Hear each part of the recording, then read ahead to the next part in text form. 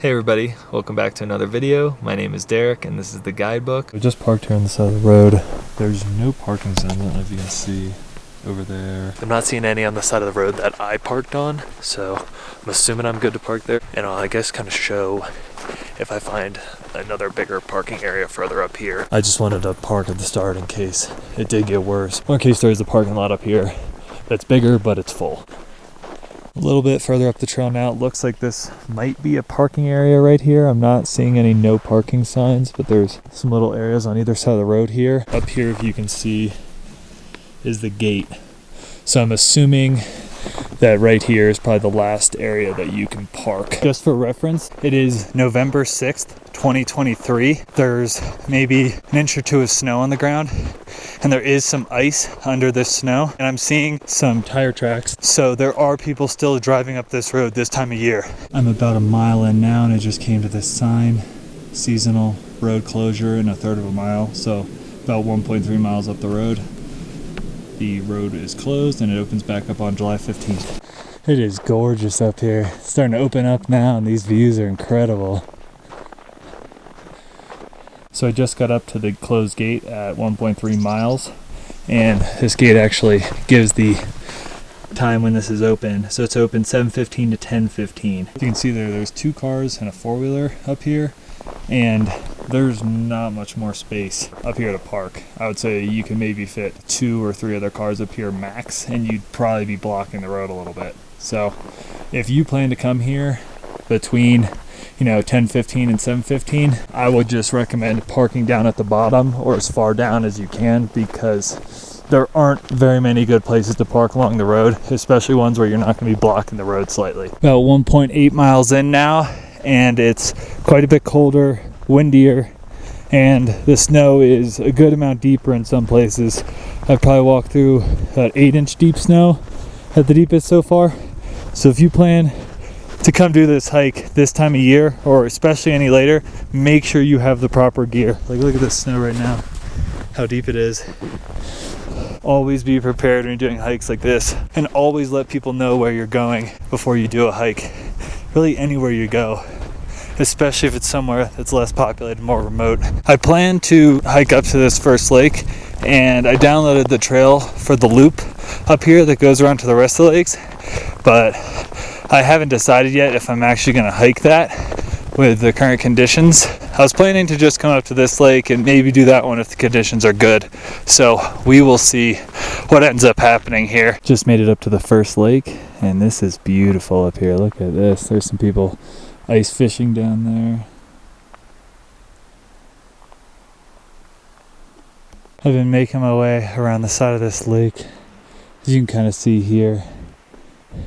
It's actually pretty hard to follow the trail on all trails with this snow. I don't even know if I've been on the trail the whole time. I don't see any other boot pack or anything, so nothing really to follow except for the all trails route. And with all the snow and the small bushes and stuff, it's really hard to follow. I also wish I had brought boots, because as nice as the trail runners are to hike in, they do not keep snow out of the top of them when the snow is deeper than your shoes. This has been rough coming up here. I found the trail, but it's just drifts of snow in it, 4 feet deep. I've been in snow up to my waist for most of this, and it looks like it's going to continue being drifts, but I'm gonna at least give it a shot. I just came up over there from the first lake, made it to the second lake, and this is beautiful. I definitely would not recommend coming up here this time of year or any later,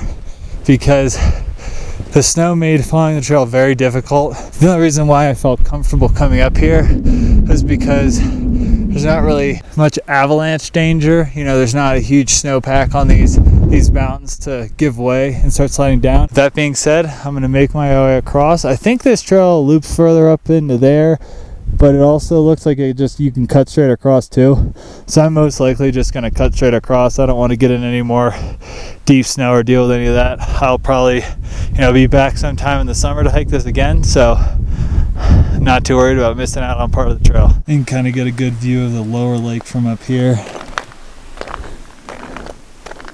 right along this second lake. Passing the next lake now. don't know if you can see way up there, that's where I'm going to be going on that little trail and following that ridge down. It's honestly not too bad up here either. Like, you get some gusts of wind every once in a while, but it's really not too cold up here. It is relatively hard to navigate though. Oh, if you can see right there, like, I just sunk almost waist deep into the snow. So it's really hard to follow the little trail. Some snowshoes definitely would have been nice on this hike. I'll give a little bit better of a view now of this upper lake now that I'm a little bit farther away from it. Made it over to this trail on the ridge. Not too much farther to go on this loop trail up here. Made it up to the ridge now.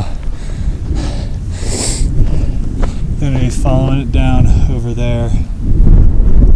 I'm almost around the lake now, and the trails become quite hard to follow again with the snow. I'm looking at all trails and it looks like I pretty much just have to head straight down this way, so I'm going to try to kind of see if I can find the trail, but mainly just going to head straight down this until I hit it. Look at that.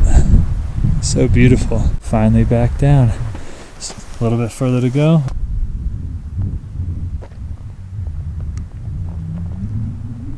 On the road coming back down now. All in all, I'd say this is an awesome hike. It was a lot of fun. It's beautiful in the wintertime.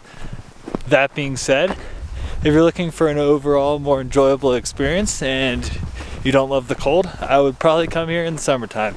Because if you have a high clearance 4x4, you could actually drive like almost all the way up to the loch, and then you could just do the little 2.2 mile loop up at the top and, you know, have some beautiful views of some alpine lakes. So my recommendation would probably be come here in the summertime.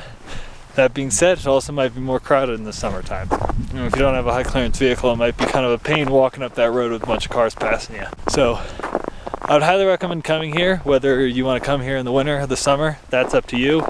If you come here in the winter, be careful, have the proper gear, and know your limits, and stay within your limits. I decided to go up on that upper loop in the deep snow today without snowshoes and like the exact proper gear because I felt safe doing it, but I don't want to recommend that anyone else do that. I recognize that it might not have been the safest thing. I made a decision based on my skill set and how comfortable I felt going up there and the current conditions here, and to me I thought it was the right decision for me, but I cannot recommend that anybody else go up there and do that.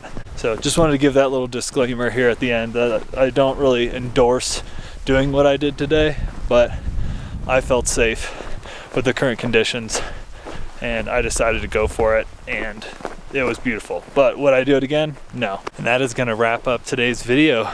Hope you enjoyed. If you did, leave a like and a comment down below and subscribe to the channel if you like videos like this. Thanks for watching.